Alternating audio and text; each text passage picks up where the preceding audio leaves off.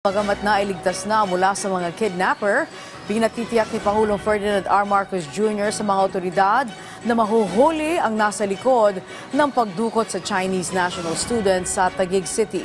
Ayon sa DILG at PNP, isang sindikato na dating sangkot sa iligal na pogo ang mga suspect dito. Si Kenneth Pasyente sa sentro ng balita. Kapiling na ng kanyang mga magulang ang 14 na taong gulang na Chinese national student matapos dukutin noong nakaraang linggo sa Taguig City. Kasunod yan ng hot pursuit operation na ikinasa ng Philippine National Police nitong Martes ng gabi. Kwento ng otoridad, inabandona ng kanyang mga kidnapper ang biktima sa naturang operasyon. Wala ring ransom na binayaran. The choice was pursuing the vehicle or securing the child. Obviously, ang AKG inuna yung bata. Kinuha yung bata, dinala sa ama, at nireconcile namin lahat. Nag-identify naman, nakita na yung bata ay pinutulan ng daliri mula sa kanan. Sa kanan, Right, sir. Right. kanan, mula dito sa dulo. Yung bata ay matapang, hindi siya umiiyak. Masaya nakita ang kanyang magulang. Bagaman nailigtas ang biktima, wala pa sa kamay ng mga otoridad ngayon ang mga suspect na di umano ay dating sangkot sa illegal pogo operation sa bansa. Kaya mismong si Pangulong Ferdinand R. Marcos Jr. na ang nagbigay direktiba na tugisin ang nasa likod ng krimen. That's exactly the directive. Kung in full knowledge na, habulin nyo na lahat yan. Kumpiyansa ang mga kinauukulan na mahuhuli ang mga suspect dahil palalakasin pa nila ang kanilang mga hakbang para masawata ang mga ito. Full knowledge kasi ang AKG at ang NCRPO at ang buong police force sa sindikatong to. We know the members, we have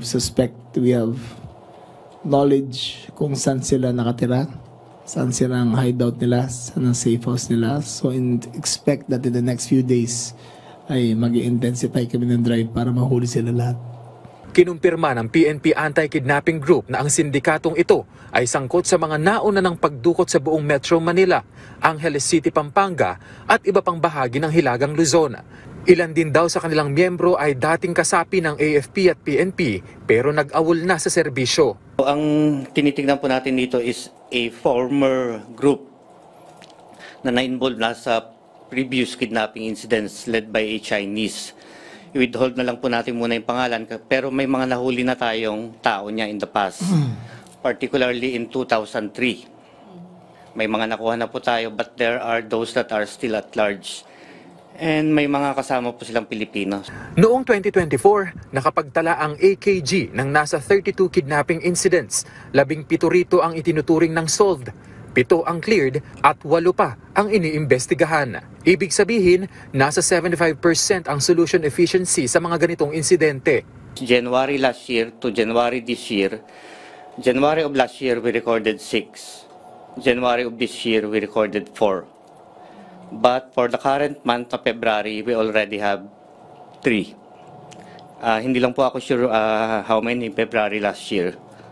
So ganun po yung naging trending and hopefully it would go down this year. Kasi po wala na nga pong pogo. Prominent personalities are not that visible na po.